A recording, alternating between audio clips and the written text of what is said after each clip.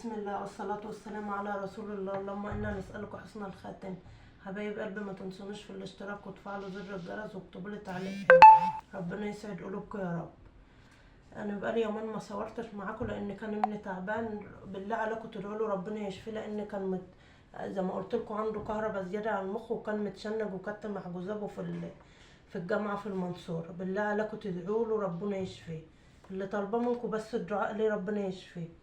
فبقالي يومين ما صورتش عشان كنت بقول لكم محجوزات. النهارده رحت السوق، انا لسه طالعه امبارح اخر النهار، فروحت النهارده السوق عشان كان على امتحان فطلعت. يا رب معاد يأمر له به. النهارده رحت السوق جبت الطماطم دي يا حبايبي ب5 جنيه، بس ما شاء الله حلو. الطماطم رخصت بقت ب5. وقبل باقي الحاجة يا رب. جبت ب30 جنيه 6 كيلو.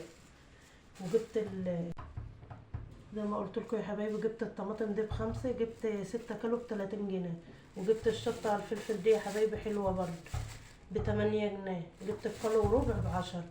والبرنجان ده يا حبايبي ب8 برضه، جبته ب10. والبرتقال ال2 كيلو ب15. جبت دول 3 شنط ب50 جنيه. وجبت يا حبايبي والدي جاب لي السمك ده بردك من السوق ب25 جنيه. وعشان زي ما قلت لكم وشي ملتهب وطالع لي فيه حاجات، فجابوا لي وشواه وجبته. ده الكيلو فيه ب25 جنيه، جبت 2 كيلو ب50.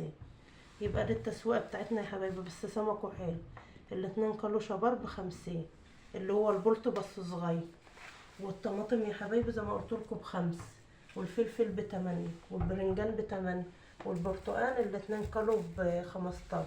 دي التسويقه بتاعتي يا حبايبي. ما تنسوش الاشتراك وتفعلوا زر الجرس واكتبوا لي تعليق حلو. ربنا يسعد قلوبكم يا رب. وشاهدوا الفيديو للاخر، وبالله عليكم تدعوا له ربنا يشفيه يا رب. والسلام عليكم ورحمه الله وبركاته.